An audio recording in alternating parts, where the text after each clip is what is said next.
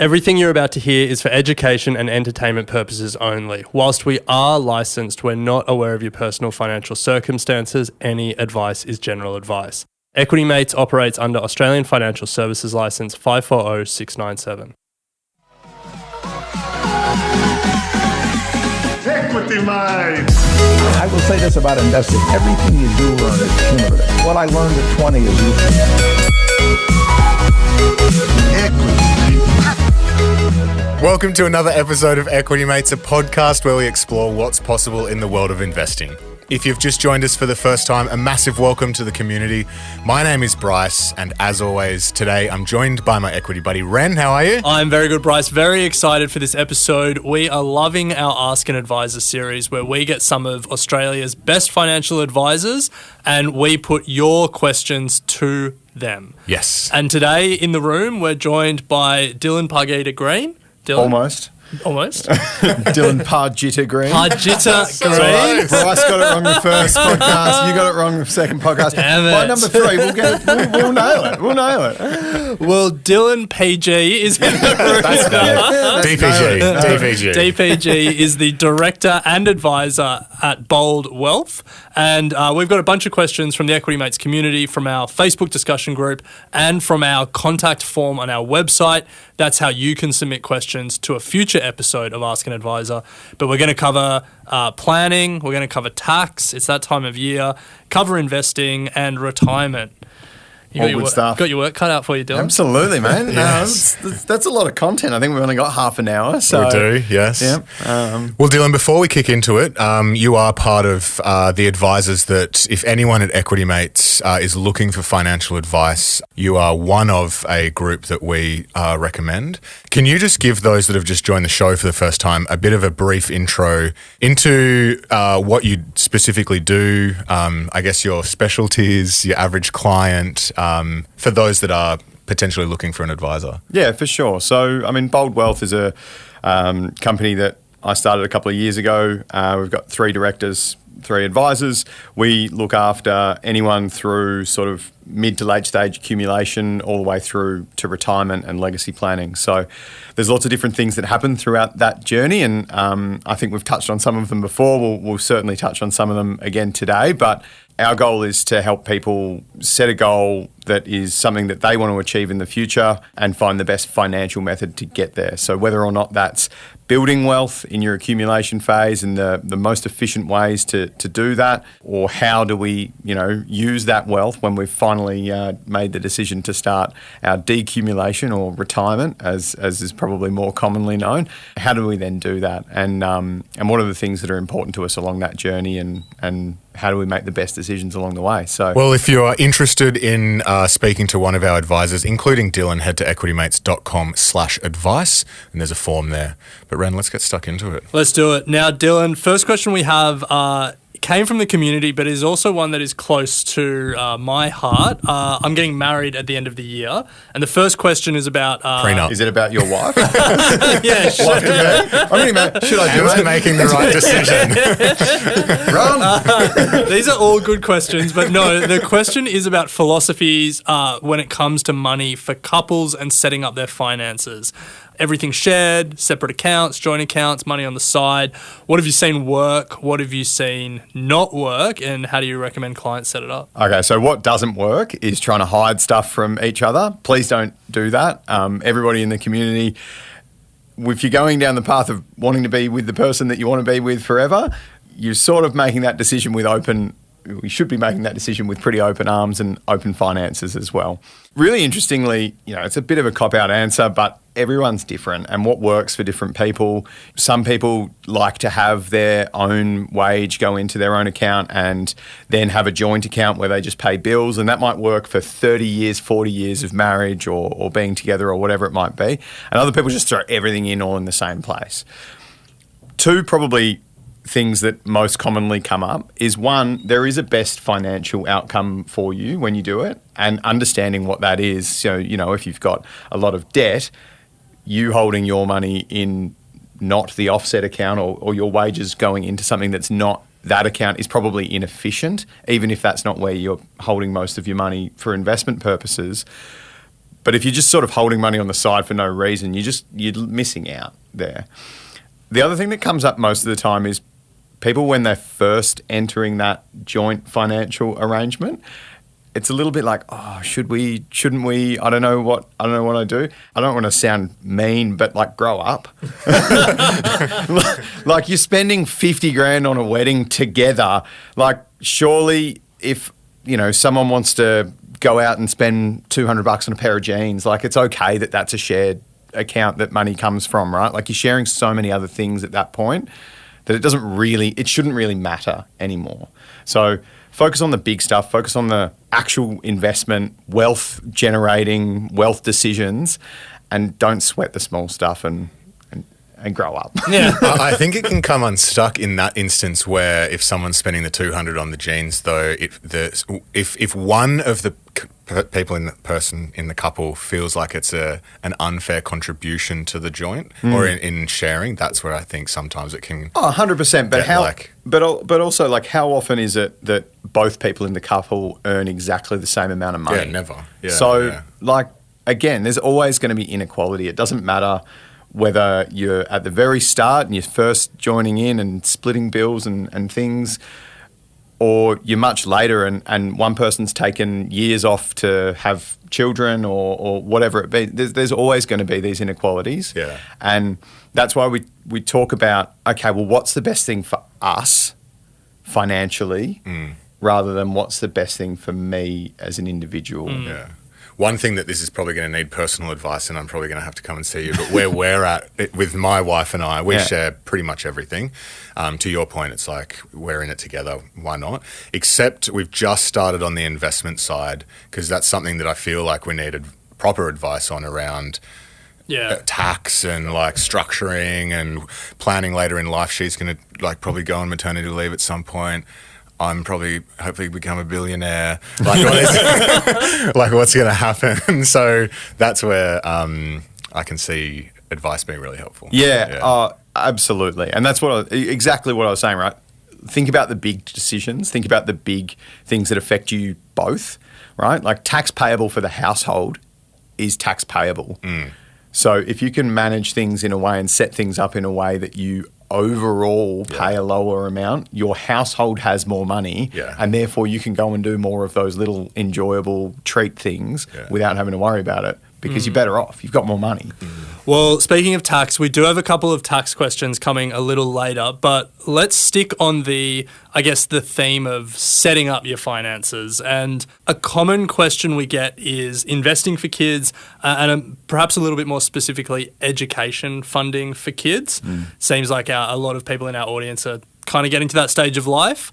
So how does it work? What are the options and how do you see clients fit it into existing investment plans they might have? Yeah. The biggest thing that I think people fall apart with education funding is that it's a very long expense.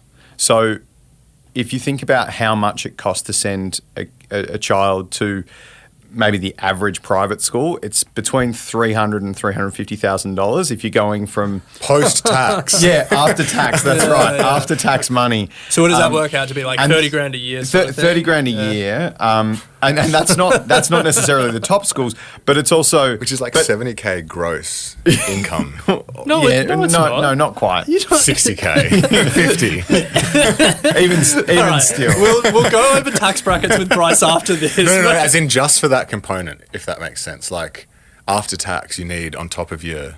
Yeah, but it depends on your tax bracket, of course. You know what I'm saying. But look, if someone out there is earning $70,000 and only walking away with $30,000, go and see Dylan because you're set up poorly. And lots of other people as well at the tax office. And anyway, that's only school fees. And people don't also realise that along that journey, you need to spend a lot more money. Extracurricular school activities cost a whole lot. Camps, uniforms, that's right. Musical instruments. Yeah, so even public schooling, the average cost of a child going through public schooling is between sort of $70,000 and $100,000 thereabouts because of all the extra stuff. So the actual school fees themselves are not that expensive, but for some people, like being able to fund those expenses without needing to think about them is a really important thing. So it's a measure of planning. So making sure that you think about, okay, well, when my children are born, a lot of people are putting them on waiting lists for these schools and making sure that they get into the school that they went to, which is a wonderful thing.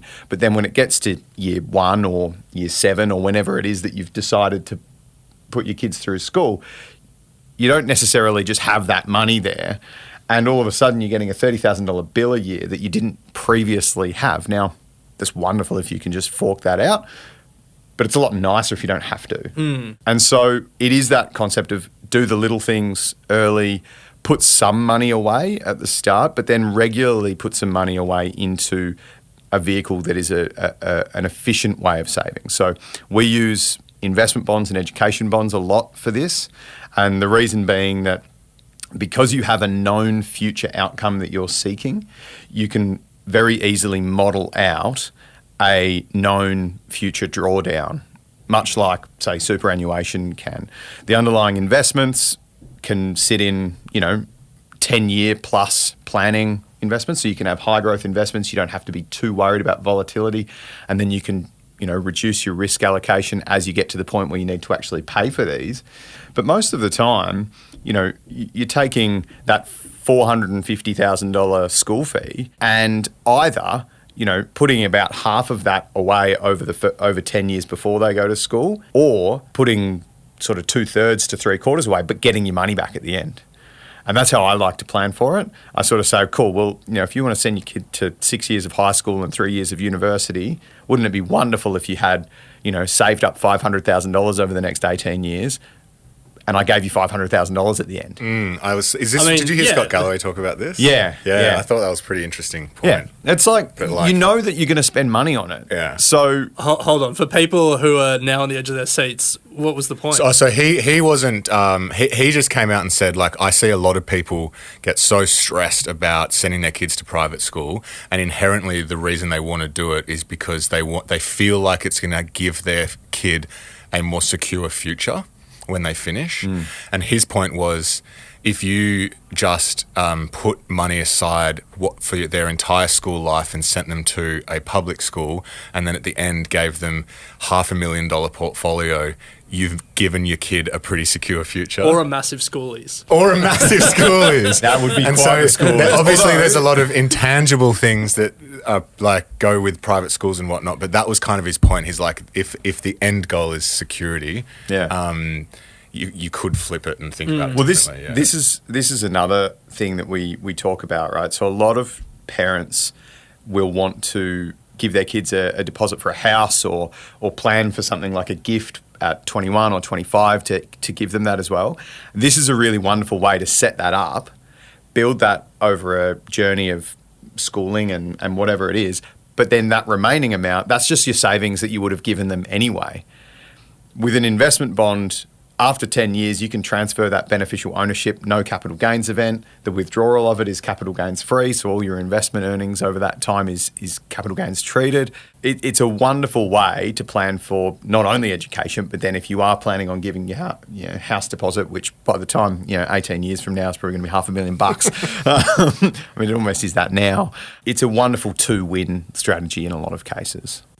So one question I always have when it comes to education bonds is, let's say you go in with the intention of paying for a kid's education and then you decide, I'm not going to worry about that public school instead. You then get all the tax benefits still, even without spending it for that purpose. Yeah, absolutely. And hold on, if I take that example a step further, if I just say I'm saving up for my kid's education, but secretly I'm not, you just get all the tax benefits anyway? Yeah. I mean, you don't need to use these for education. So it's great. So why don't more people use them? Well, why aren't we using them now? Capital growth? Well, I mean, because you can invest in whatever you want. Yeah, like a lot of our clients will just have like a Vanguard high growth underlying. Oh, it's just a wrapper. It's just a tax structure. So why aren't we doing because the reason Should we turn is the because mics you off? don't. No. These are totally legal. We set them up for people who are saving for themselves as well. Yeah. But there is a lot more discipline that's built into them. So let's say, for example, you put a $10,000 starting balance in, right? Now, in that first year, you can contribute as much as you like. So $10,000, and maybe you put $500 a month away. So $16,000. The following year, you can only contribute up to 125% of what you've done the previous year. So let's say my plan is to contribute $500 a month over that time. Second year, we only contribute $6,000. That means the following year, the most we can do is 125% of that $6,000. Now, if you don't contribute in a year, you can't contribute anymore. Oh, that's it? That's it. Well, if you don't contribute the full 125, or if you don't contribute anything? Just anything. Yeah. So if you go down to 2,000, that means the following year, the most you can contribute is 125% of 2,000. So the reason that they're not useful as used for everyone is because you need to have a very strict. But if you're just dollar cost To be honest, this isn't turning me off it. This is turning me on it. Yeah, I mean, that's it. And we will use them not only for education purposes, we'll certainly use them for people that have future outcomes. Like early retirement is a wonderful reason to use one of. Yeah. Like, why isn't everyone in the fire community talking about these? Well, maybe they don't know about them. They've only relatively recently come back on trend. Okay. How do we set them up? So there's a number of different providers that you can use. Feel free to reach out. Try not to mention products specifically on the podcast, but yeah, feel free to reach out, understand it. It's much like opening an account with someone. The thing I would stress with that is because there are a lot more rules around it, and there's penalties for withdrawing the money early. So that's the other thing. You might be 6 years into something, and then all of a sudden you've got this big unpaid tax if you need to pull that money out. So unlike an investment, which your opportunity cost of not using a bond is probably the fact that you have to lock that money away for a certain period of time to get that tax benefit. That also said, you don't actually end up paying more tax than what you would have. You just pay the difference. Yeah. So, it gets complicated. It's worth seeking advice on, I think, if you want to do it. Is the answer. Interesting. But yeah, look, funding education, it's a known future cost. Future gifting, it's a known future intention. And you can gift, effectively, you can gift a lot less and give a lot more by saving. Yeah. Nice. Plenty to think about. Yeah. Now, mentioning tax, we've got a couple of tax questions, but I guess to kind of encapsulate a number that had come through, it's around when to know if it's a good time to start thinking about tax-effective strategies.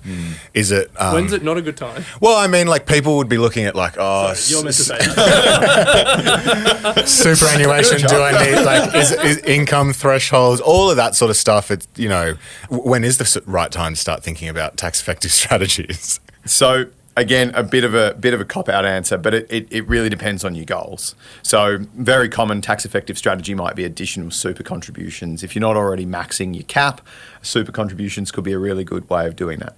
Now, if you're in your late 20s or early 20s and you want to save for your house, putting extra money into superannuation, as tax beneficial as it is going to hinder your ability to do the thing that is most important to you.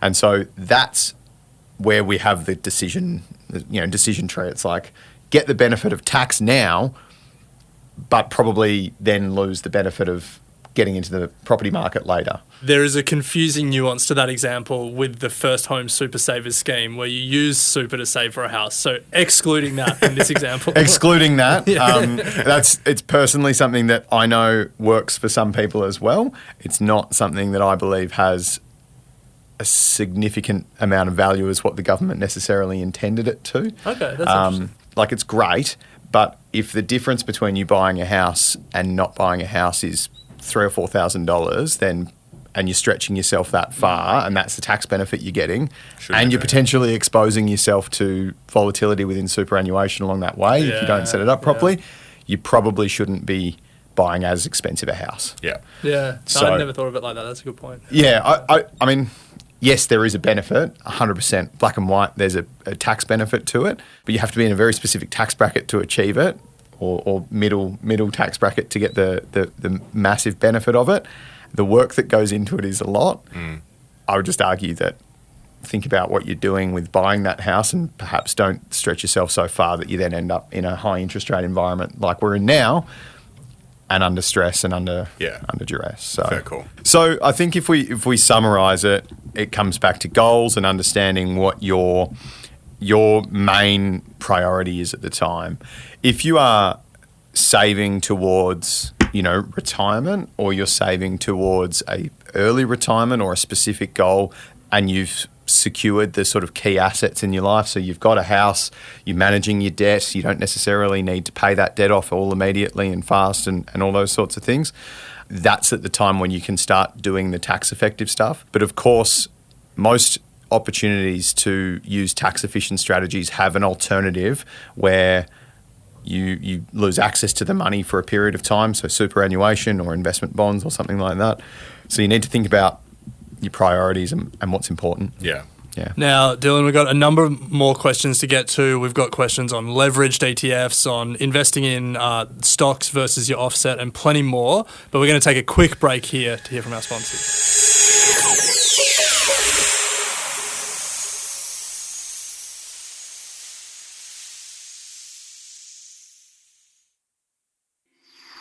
Welcome back to Equity Mates. We're doing an Ask an Advisor episode. We've got Dylan Pargiter-Green, a financial advisor and director at Bold Wealth, in the studio with us. We've covered setting up your finance, investing for your kids' education, a tax question, but let's get to investing.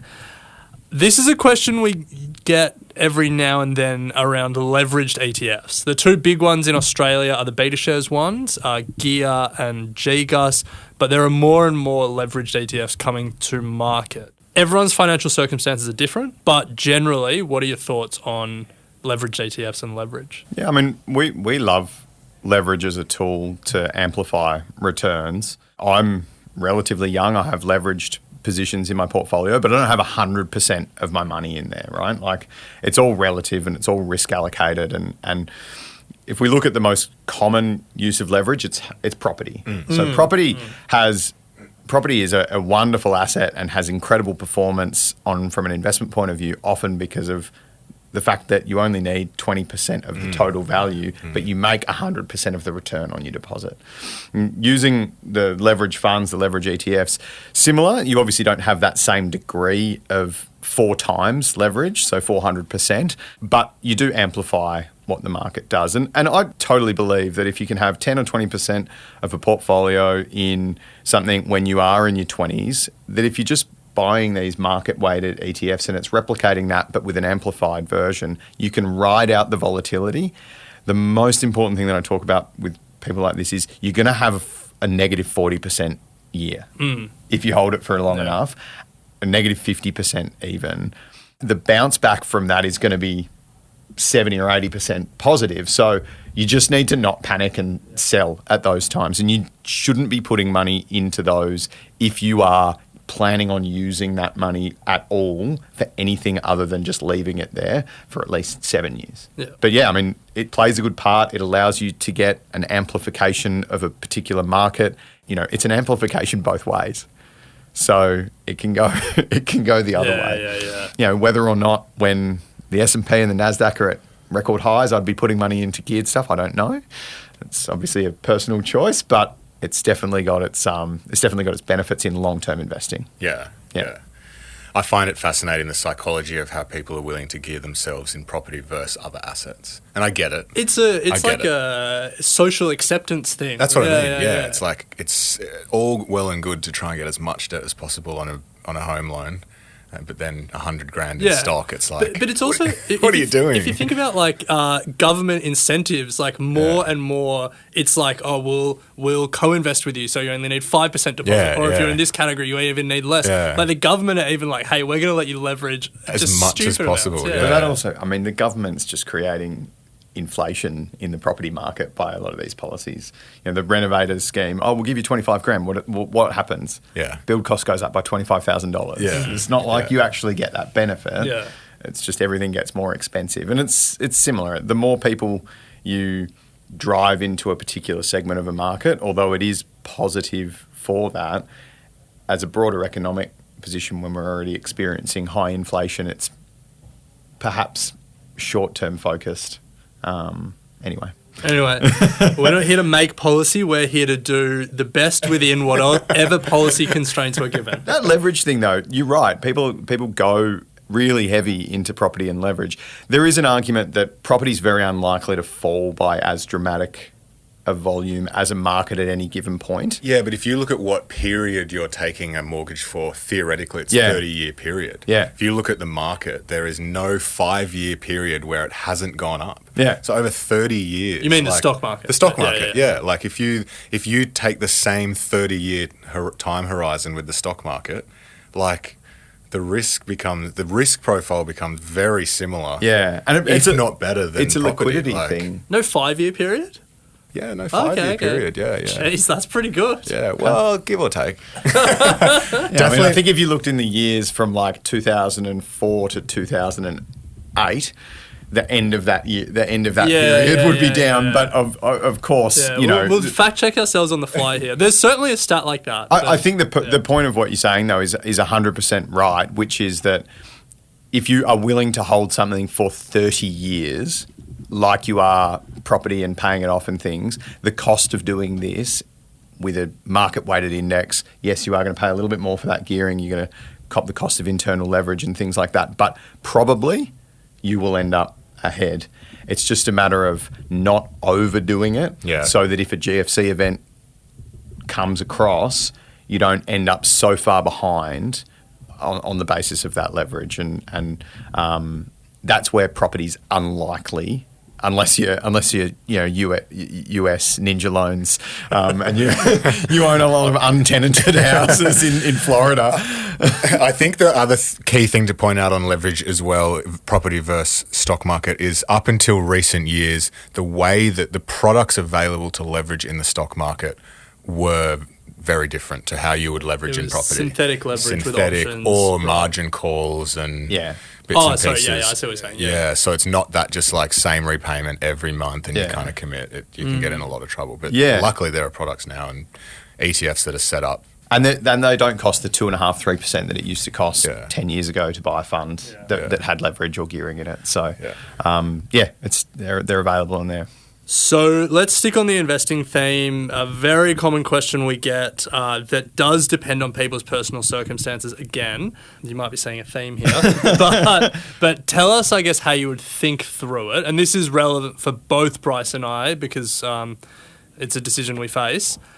Offset account v. Investing. People's mortgages these days probably have a 6 in front of them. The long-term average of the stock market is, 8 to 10%, but you got to pay tax on that. So how do you think about the choice between putting more in your offset or investing in the stock market? It comes down to your goals, like you said, right? I'm a financial advisor and I like goals.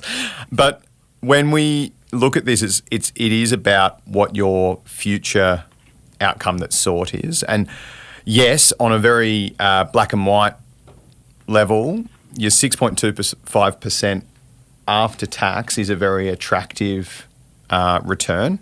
And for a lot of people, that is actually a really good way to save money and feel secure at the moment whilst those rates are high. A couple of things that people don't necessarily realise all the time when we're talking about percentage rates on offset accounts. That percentage rate and the amount that you have in your offset, it reduces the interest payment and increases the principal payment. So you're not paid the 6.25% on whatever you've got in your offset. It just comes off your debt. Now, in some cases, that might be available as redraw, but not a lot of people are taking that money out of their redraw and going and spending it in the same way that you might have that investment.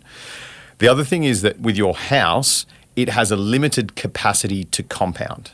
What I mean by that is that once it's paid off, the only benefit that you then have of not having a mortgage is the cash flow that you would otherwise be allocating to that mortgage.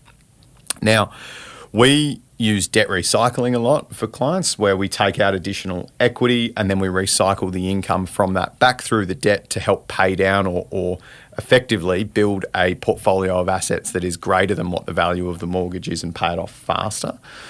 And the reason that that's a good strategy is because you can use debt on your house that isn't tax deductible, turn it into tax deductible debt. And so your effective interest rate now is comparable to your effective rate of return after tax. How soon into your property journey can you start looking at debt recycling? Well, there's a couple of Asking things. for a friend. Asking for a friend. So one would be, depends how much money you've got in the bank, Yeah. or in investments. So theoretically, you could take everything that you have in the bank and you could pay down your mortgage, and then the next day you could go and take out a new loan and you could invest that. And then, okay. But suppose that you don't have like hundreds of thousands of dollars sitting in the bank. Well, then it's a case of at what stage do you have the equity Yeah, so it's available just- in your property? We generally won't do it for people unless they have sort of $100,000 plus, or they have existing investments with us. Okay, so it's Okay. not about like the percentage of the mortgage you've paid off. It's more about like a hard number of like 100,000 plus. Well, that's because it costs money to set it up. It costs money to maintain it, and we generally won't do it unless it's going to be valuable for the And you client. want to be generating enough decent income from the investment to meaningfully contribute? That's or- right. And so in the same way that with a, say, 30-year mortgage, where obviously you pay a lot more interest up front, and then when you get to the later stages of that mortgage, you're paying a lot more principal off.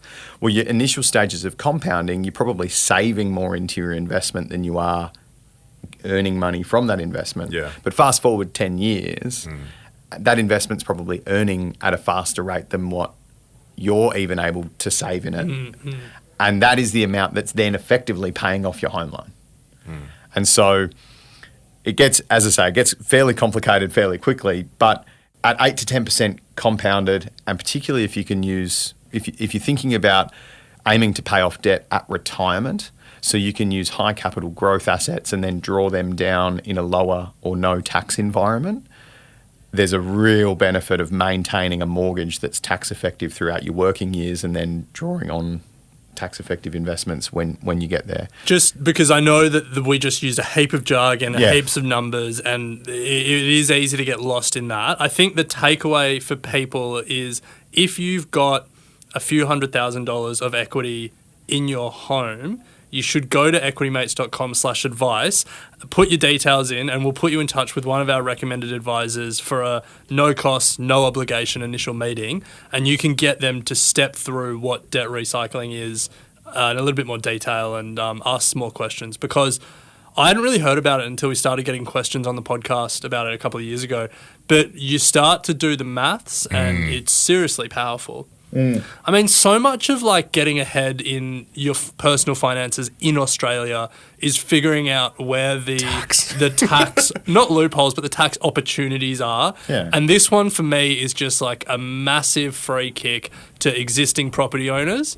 But you know what? If you're an existing property owner, I don't begrudge you for using it. Like until some of these things change, do you? Yeah, definitely. I mean, yeah, the tax system is designed to charge people the exact right amount of tax based on their circumstances. Nobody's out there, I mean, I'm sure there are people out there who are trying to dodge tax, but use what you have to your advantage. So take your position and make the best possible decisions, whether that be with investing or with tax or with, saving for education or whatever it might be. But everything with planning and everything that we're talking about, it's all about figuring out what your best outcome is and then doing that with the things that you already have. Well, Dylan, to close out today, we want one question around preparing for retirement. So for people at that stage in life looking to engage a planner, they haven't seen one before, what's involved, and I think what are the easy wins that you would sit down and kind of say, bang, let's just get this done? Yeah. So first stage, you have to go to equitymates.com. slash advice. No, look, the first thing that we do with all of our clients pre-retirement when we're doing that planning is understanding what their income need is and what the things that they actually want to keep. So, you know what? If at the moment you buy a new car every 3 years and that's something that's really important to you, you probably want to be able to continue doing that in retirement. And that's a cost. Having a car lease or leasing a car is a cost, those sorts of things. If you want to upgrade the house, those are decisions that you're going to have to accommodate for. So getting a real understanding of how much you need on a daily basis or a monthly or yearly basis to live off, and then also what are your sort of key milestones that you want to have. Once we have that in mind and work through that with people, we start talking about their assets, I guess different ways to generate that income, whether it be through superannuation wealth, it could be by downsizing the house and realising a lump sum and doing something with that. It is about that getting serious and getting deep on what are the things that I do now whilst I'm working that I really love and I don't want to give up, and how much do those things cost me? There's some really good numbers on the Australian Superannuation Funds Association website, so ASFA. They talk about a modest and a comfortable retirement. Within a modest retirement, you don't get to go overseas. Within a comfortable retirement, you might get to go overseas once in every 6 years. For most of our clients, we plan an overseas holiday on top of that. And we plan for, a new car more frequently, and we plan for more things in our life that we are actually accustomed to whilst we're earning. And we definitely want to be able to continue to enjoy those things. So that session with an advisor is really cool. What do you want from what you have, and is it possible, and how long is it going to last? And planning that out, the differences that it can make with putting money that you have now into the appropriate structure, like an account-based pension, 0% tax, up to $1.9 million. You can draw down tax-free income for the rest of your life if you're retired after 60. How good's that? Sounds pretty good. Yeah. Wow. Why would you hold your money in personal investments if you don't have that amount of money in superannuation? Yeah.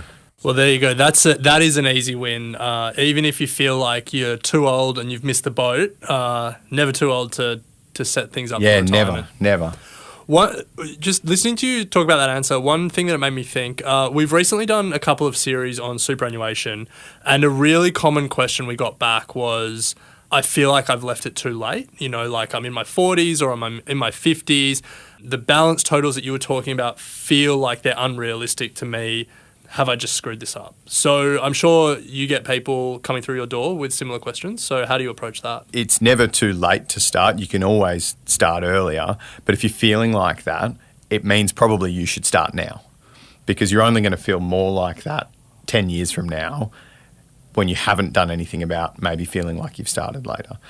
A lot of people as well don't realise that the numbers that are reported, whether it's $1.5 or $2 million or whatever it is, it's way too much. Yeah. The average spend in retirement is what those ASFA standards is made up of. And we tend to spend quite a lot in our early few years of retirement. We'll go on a big holiday, we'll do some renovations around the house, we'll do a few splash things. But as we get older, we do less, and we spend less, like significantly. It drops off amazingly quickly. So if the 1.5 or 2 million number is too much, like ballpark, obviously everyone's different, but like, is there a number that you think we should be keeping in mind? Honestly, there's not. Like, I wish there was. Like the Australian Superannuation Funds Association, they talk about like 690K for a couple, and five for something. Comfortable. Yeah, is are those numbers more realistic? Yeah, look, I mean, 690. If you think about drawing down sort of between 5 and 6% of your balance and living for 30 years beyond retirement, although it's that's probably a bit longer than life expectancy, that's probably going to get you there, but you are going to be somewhat dependent on the age pension as well. Yeah. And so it depends. Some people really don't want that. Some people want to get that dollar pension, so they get their seniors card and their healthcare card and they get cheap movie tickets. And it's almost like I want to have less money so I can say stuff you to having to pay tax on my life. But the more you have, the better, obviously, because the decisions that you make are much more flexible then, and you're not reliant on thinking forward by 20 years and then you go, okay, well, if I draw that extra $20,000 out of my 690 that I have, that will, maybe mean that I don't have 3 more years worth of income later on, and I have to sacrifice something later on. So I personally think that probably for a couple, 1 to 1.2 is that comfortable standard, realistically. And then, to actually be able to do things that are enjoyable, perhaps help your kids out, do some of the things that are very commonly important to our clients, it's a bit more. So, yeah, I mean, look, if you're in your 40s, you've got a long investment horizon left for superannuation. It's certainly not too late. Well, that's good. A good positive note to finish on, I think. And if you are in that feeling a bit anxious, then hopefully Dylan's words there were able to help. But Dylan, thank you so much. Absolute pleasure. Thank you to everyone who submitted questions. If you'd like to submit to our next Ask an Advisor, head to equitymates.com/contact. If you'd like to speak directly with Dylan or any of our other advisors, head to equitymates.com/advice. There's a form there to fill in with some information, and we'll make sure that we connect you. Dylan's been doing some great work with some of the Equity Mates community it's been already. awesome. So we thank you for that. And if you're listening and feel like you want to get some professional advice, then Dylan and the team are here to help. Thank you so much, Dylan. Absolute pleasure. Absolute pleasure. Thanks for coming down to Melbourne. Yeah, recording in the home studio. It's a bit cold. Bryce is staying for the weekend to watch the Bombers lose. Let's go, Bombers. He's having a better year than he has for the last 20 years. Yeah, I'm feeling good. I don't want to talk about the football anyway. Well, Dylan, we appreciate you coming on, and we'll speak to you again soon. Thanks, guys. You have been listening to an Equity Mates Media production. In the spirit of reconciliation, Equity Mates Media acknowledges the traditional custodians of country throughout Australia and their connections to land, sea and community. We pay our respects to their elders past and present and extend that respect to all Aboriginal and Torres Strait Islander peoples today. This podcast is intended for education and entertainment purposes. Any advice is general advice only and has not taken into account your personal financial circumstances, needs, or objectives. Before acting on general advice, you should consider if it is relevant to your needs and read the relevant product disclosure statement. And if you're unsure, please speak to a financial professional. The hosts of this podcast and their guests may have positions in the companies mentioned. Equity Mates Media operates under an Australian Financial Services Licence 540697.